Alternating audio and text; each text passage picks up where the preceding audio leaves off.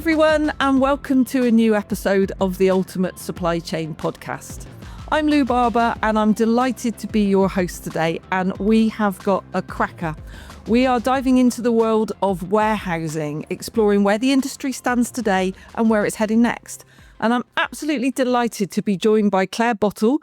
Clare is the Chief Executive Officer of the UK Warehousing Association, where she leads the whole organisation, which represents about 1,000 members across the warehousing and logistics sector. Clare, welcome to the podcast. Thanks, Lou. Thanks for having me. Oh, not at all. What we're going to do today is unpack the trends, innovations and opportunities shaping the future of warehousing. But before we do, Clare, I'd love to hear a bit about you. You've had a fascinating journey across the logistics and FMCG world before leading the UK Warehousing Association.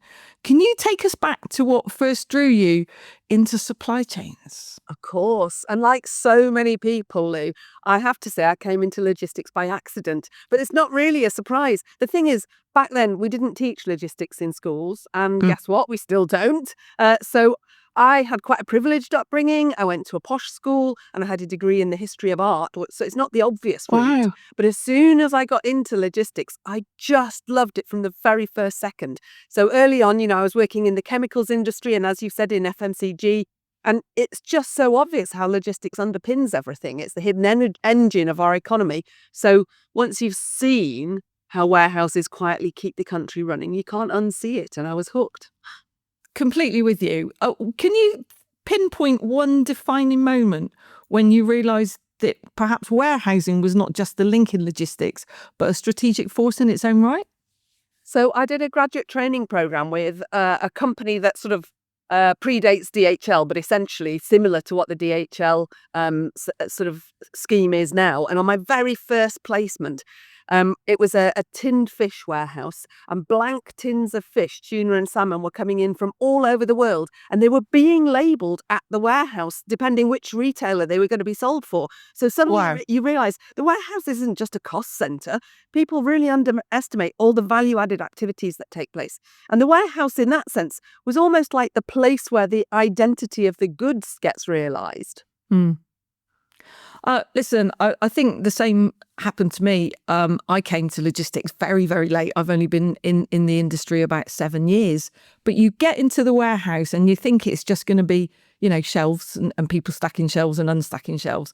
And you realise there's a whole ecosystem in there that you'd never realised about. I'm delighted that it happened to you way sooner than it happened to me, because you have already been a driving force behind the way warehousing has developed in the UK. The number of people that mention your name to me.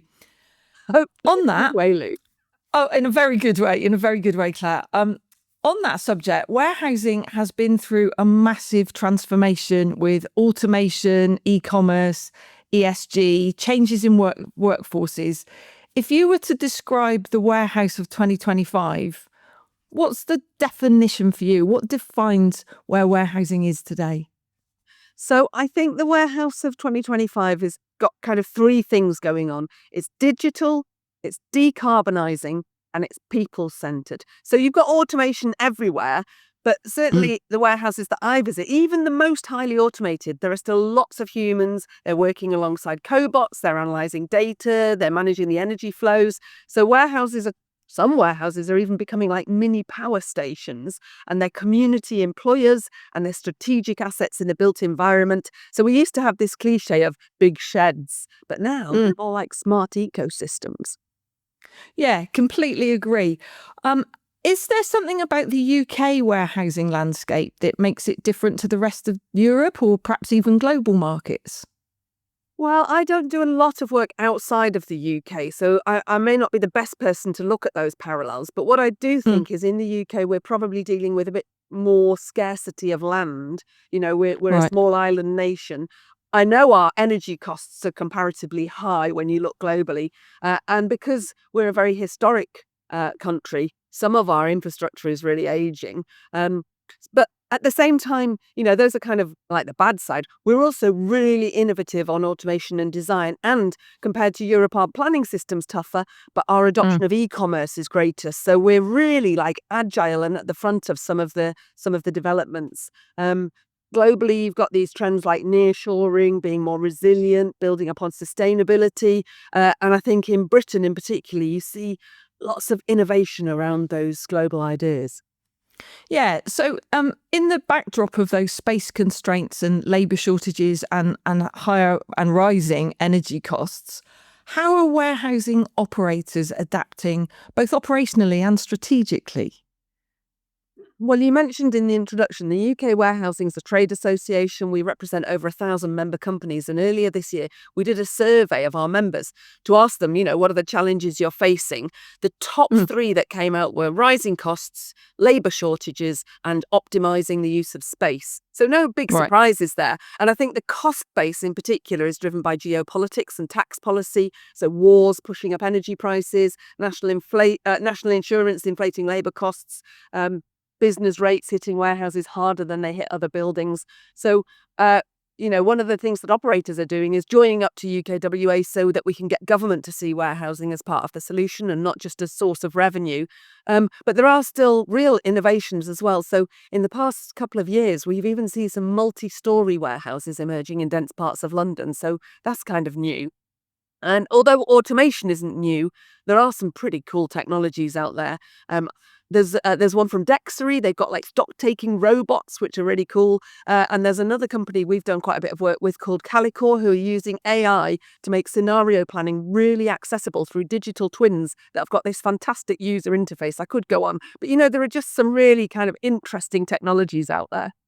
Definitely. Do you find yourself turning into a bit of an automation geek when you go into a warehouse? Absolutely. And the I thing is, visited Lou, APAC last year and did the same. You just fall a little bit in love with robots. and it can Weird. be a little bit mesmerizing to kind of watch the hardware, but I feel like actually the very clever bit is the software that makes it all fit together. So it's just brilliant. You mentioned cobotics when we started to talk a moment ago. Don't you love the way the relationship changes? I've seen, the first time I went into a warehouse, I saw some people a little bit cynical about automation and some of the operators a little bit worried about what would happen. And now some of the warehouses I go into, there's almost a relationship, but people are choosing the bot they want to work with. We name some of our locus bots have got names on. We kind of personalize them. And there's something quite reassuring about that. Yeah, I think so. I think it makes people feel like it's a cooler workplace because you're working with like high-tech robots. And if that attracts more people into warehousing, that can only be a good thing. And value adds. There's no doubt that it does make the quality of the work that we ask our human workforce to do that much more rewarding, I guess. Definitely, yeah. From a UK Warehousing Association perspective, how has the role of warehousing evolved within the end-to-end supply chain conversation? Are companies finally giving it the weight it deserves strategically? Well, perhaps they are. I don't know. I think definitely what we've seen is three new things coming into warehouses. So to start with e-commerce, activities that used to take place in retail shops are being pushed back up the supply chain and taking, picking, packing, preparing goods for consumers. Then at the same time, because our supply chains have got really long and complicated, it often makes sense to postpone some of the manufacturing type activity. I talked about labeling cans of fish, but more of that sort of thing is being pushed down the supply chain into the warehouse. And then the third part is the circular economy, where things are being repaired, recycled, upcycled, and all of that's happening in warehouses. And I think what we'll probably see from that is more companies starting to outsource to experts like DHL, which sort of illustrates they're probably seeing their supply chain and logistics as part of their competitive advantage in manufacturing and retail. About 5 years ago, government barely ever mentioned warehousing, and COVID made a difference to that. But now the UKWA is always at the table with the Department for Energy Security and Net Zero, Department for Transport, Treasury, because logistics strategy depends on the storage space. So I think it's both government and companies that are realising the warehouse isn't just the back end, it's the backbone. Oh, love that. Love that. Moving into the UK Warehousing Association, you recently launched a solar toolkit that shows the scale of the opportunity. If just 1/5 of the UK's largest warehouse installed solar, they could generate 15 gigawatts of energy, which is half of the national solar target. So I kind of get why the government might want to get involved. That's incredible. Why is this conversation so important right now? Well, it might sound a bit trite to say it, but the obvious answer to that is there's a climate crisis. So, Yeah. I, th- I suppose part of my belief about this is that there's genuinely a climate crisis and there isn't going to be a silver bullet. So that means that Mm. every industry, every organization has to think, well, what's our part in this? What's the thing that we can do? And in logistics, particularly the transport part of logistics, is quite carbon intensive. So we've got to Mm. think extra hard about that. And there's just this enormous untapped opportunity for clean energy, and it saves money and saves carbon on a huge scale. So that's why it's so important. When you were doing the research for the production of that toolkit, was there anything that surprised you? Because as you say, that carbon conversation is a no-brainer, really. But was there anything that surprised you when you were researching? Well, the first thing that surprised me was before we even started, the thing that sort of got us going down this route was that only 5% of UK warehouses have any solar panels on the roof. I mean, when I was first told that, I 5%. genuinely didn't believe it. I thought that can't be true, but it is true. So Check that the was the numbers. first surprise. And since then, two other things. So firstly, how positive the economics are. So as long as you're using most of the energy rather than selling it back to the grid, you could be storing it in batteries and then using it. But so long as that's the case, the payback's usually less than 5 years. And then secondly, how many people would really love to do it, but there are some obstacles around leases, grid connections, that sort of thing. So it's not really apathy that is holding us back. It's just things are a bit misaligned, and that's problematic. How so? Can you unpack that for us a little bit? Is it incentives? Is it availability of space? What is it? Where does that misalignment reside? Well, I'll try and explain that lease problem particularly. So most warehouses are rented. The landlord Right. owns the roof, but it's the tenant who's paying the energy bill. And so that sort of raises a sort of split incentive. Who's going to benefit? Right. Who's going to invest? So I think there's a couple of things we need. We need some policy recognition that it's that collaboration that's going to unlock the investment. And secondly, we need a new and more standardized approach to the legal clauses in lease agreements because I don't want to get too technical about it, but essentially there'll be a standard dilapidations clause that says when you hand the building back, you've got to put it back how it was. If you're the Oh. tenant and you've installed a load of solar, that means legally you've got to take it off again. Of course you can carve out a new agreement, but that's expensive and complicated, and that's part of the problem that's holding us back.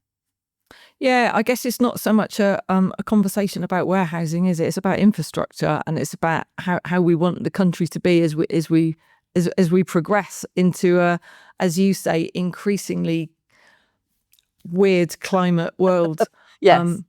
And who starts those conversations, Claire? Is it the landlord or is it the tenant? Who is pulling most for a move towards better solar situations? Well, I think in some cases there are some quite forward-thinking landlords. I'm thinking of, a fairly small property company called Potter Space. Derek Potter's a sort of scion of our industry who's been around logistics a long time and morphed his company away from operating logistics to being a kind of property developer. And they always put solar on all of their buildings. But I think really, it sometimes comes from owner-occupiers who don't have that problem of the tenancy, and so you tend to see some of those buildings more often have adopted solar, and temperature-controlled warehouses. In those cases, I think both landlord and tenant will recognise they're such high-energy buildings that the business case kind of takes you aback, and it has to be done.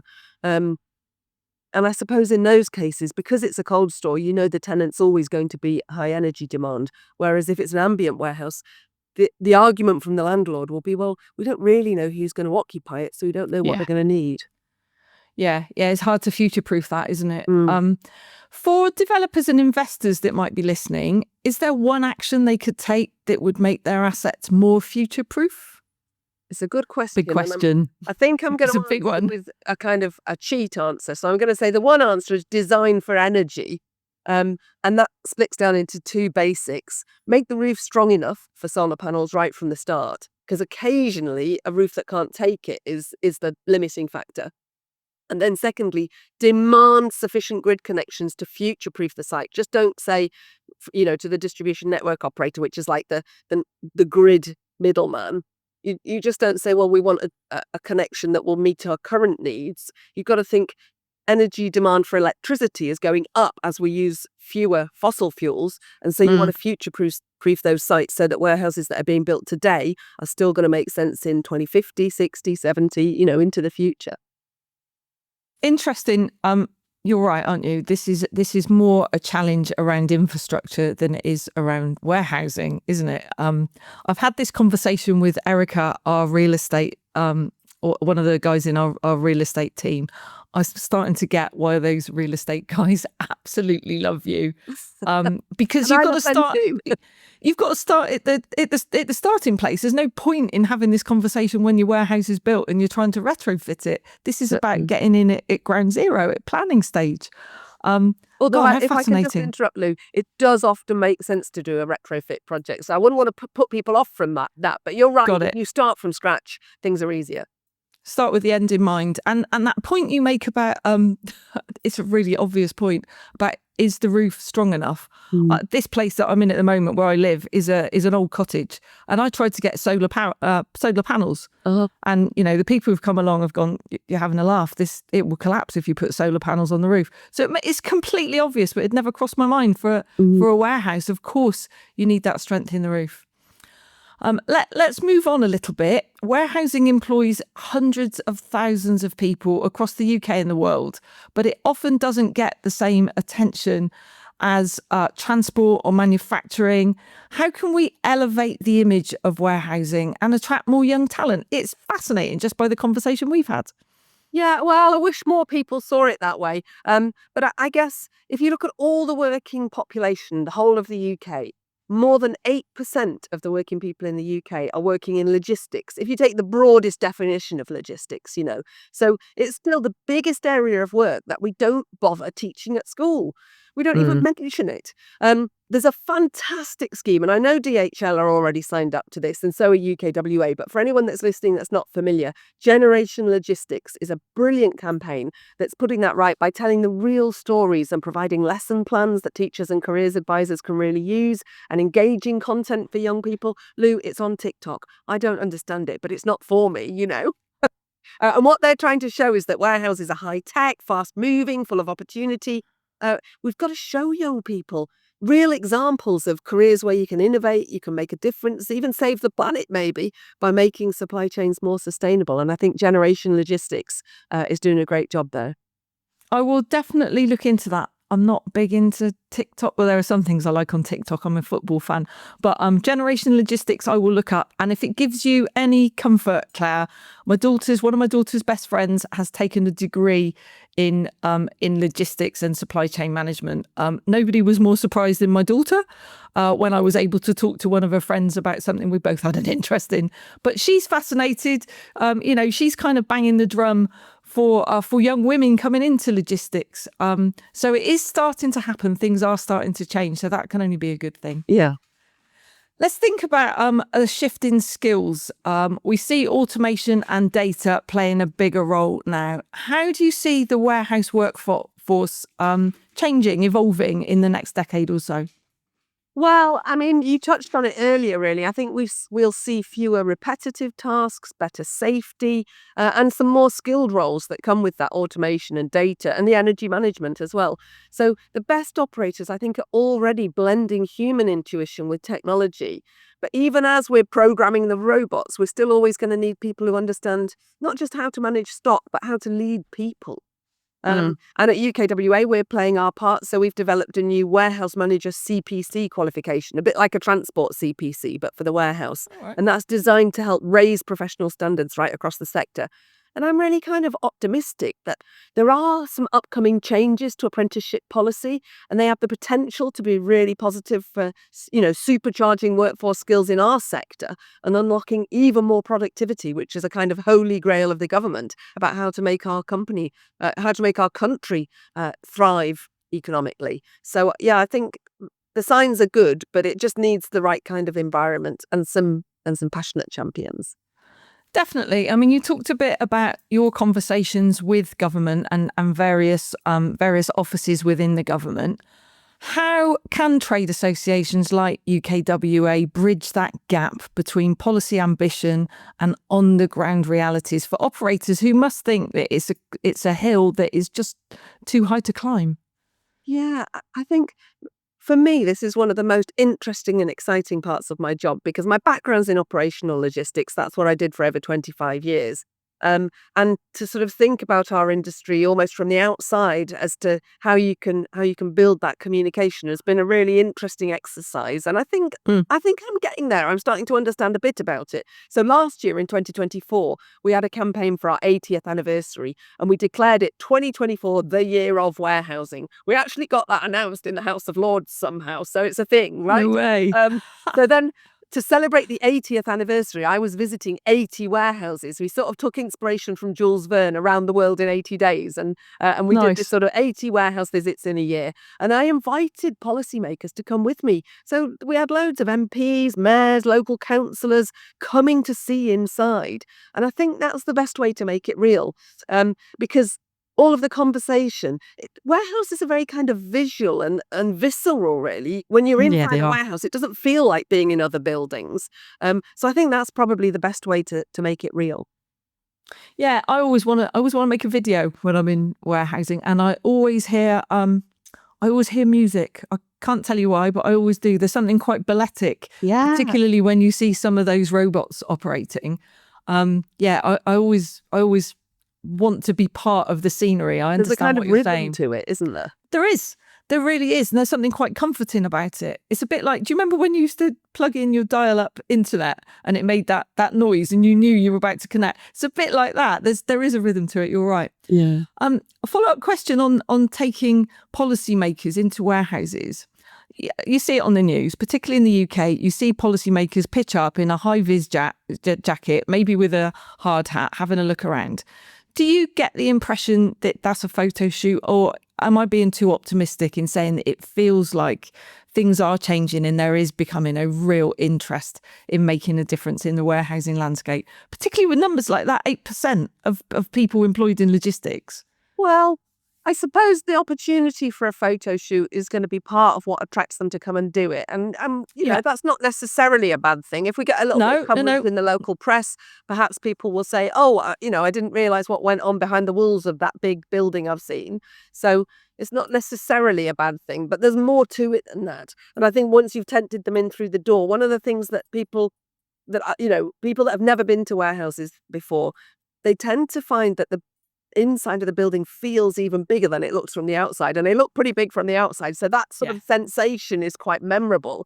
And then also they're often really impressed with the tech, even if it's not robots, like some VNA forklifts. A lot of Mm. members of the public or of parliament have never seen a VNA before, and it just blows their mind. And then the idea that those are kind of low skilled dead end jobs just vanishes. Yeah, I think it's a really good point. Have you got a favourite bit of technology? I know that's a horrible question, No, I isn't it? don't think I have, because if I said something, it could be out of date so soon. There are so many new things coming up, but I love to sort of learn about all the new technologies, and I think it's a good opportunity for a trade body to be able to help share some of disseminate some best practice. It really is. I mentioned a minute ago, I love seeing people interact with those picking bots. That I think that's amazing. I was at our local shopping mall the other day. I'm still quite impressed by those cleaners that kind of do. I could watch them all day. Yeah. Maybe I'm not getting out enough. Are there any myths about warehousing that you'd love to bust once and for all? Well, there are quite a few, but I think there's a particular one that really sticks in my throat. And this is the idea that an entry level job in warehousing is a dead end job.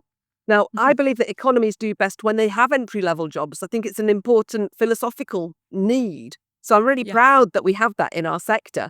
But there are hundreds, probably thousands of examples of people who've made it from a warehouse picker to the managing director. And I think that demonstrates that warehousing is actually a powerful engine of social mobility. So dead end jobs, we don't have them. That's the myth. Definitely. And what's the profile of a manager in a warehouse these days? Oh, I'm glad you've asked me about that, Lou, because I'm going to mention one of our MPs, Chion Wara. She's been an MP for quite a while. And in 2022, she made a remark which I'm still horrified by. She said that we should be encouraging our young people into science and not telling them to work in warehouses.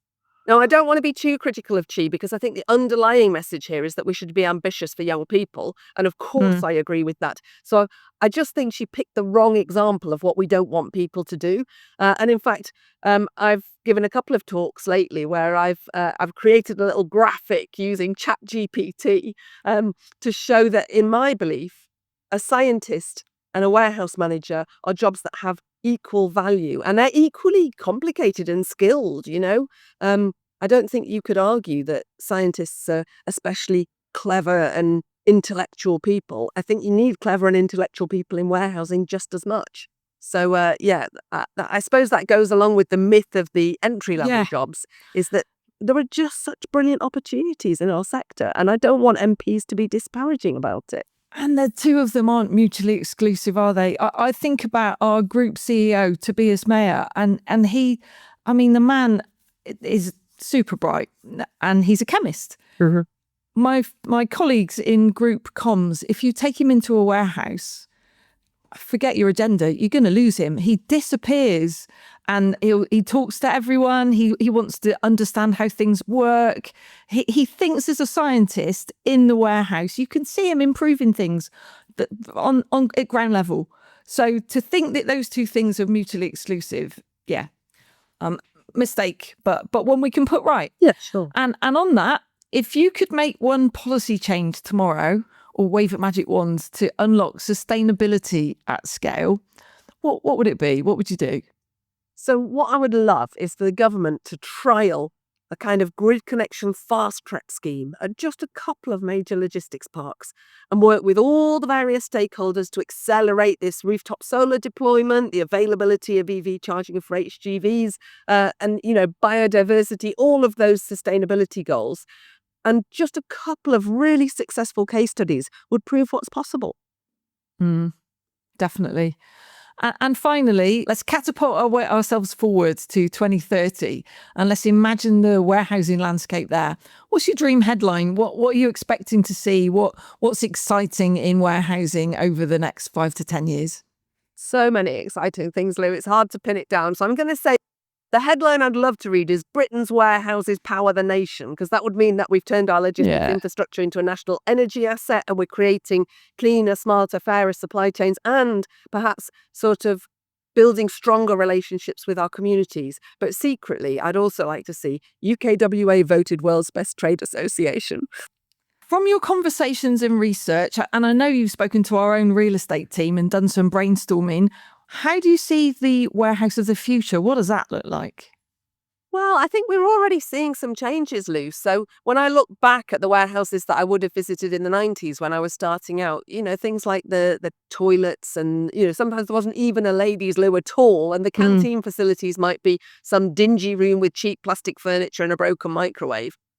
If you visit warehouses today, those facilities are absolutely 1,000% better than they used to be. And that's, I guess, because there's a battle for talent and we want to attract people into wonderful sort of workplaces and see the workforce as stakeholders in their own built environment. Some warehouses have gyms. I've heard people talking about having creches at warehouses, although that's not something I've actually seen yet. But I think definitely the warehouse of the future will be building on that idea that you want to make it a really attractive workplace. And to a certain extent, that ties in with the idea of automation. It's about making that a job that people will really aspire to want to do. And so, adopting all the different kinds of automation that we've already talked about will perhaps make jobs safer, more appealing, less repetitive. And again, that will attract more people to see warehousing as a great career choice. Yeah, it's a really good point. I know our real estate team do those like focus groups with people who are actually going to be part of the warehouse community rather than, just the building contractors. So I think actually working out what the user experience will be is going a long way, far further than it did, say 5, 6, even 3 years ago. Thank you so much, Claire, for joining us today. It's been an absolutely fascinating conversation and I've loved every minute. Oh, thank you very much for having me. I've loved it too. Brilliant. And thank you, listener, for dialing in. It's been great to have you as ever. This has been the Ultimate Supply Chain Podcast. Please let us know which subject matters you'd like us to unlock in logistics. Drop us a follow, send us your comments, and we'll see you on the next edition.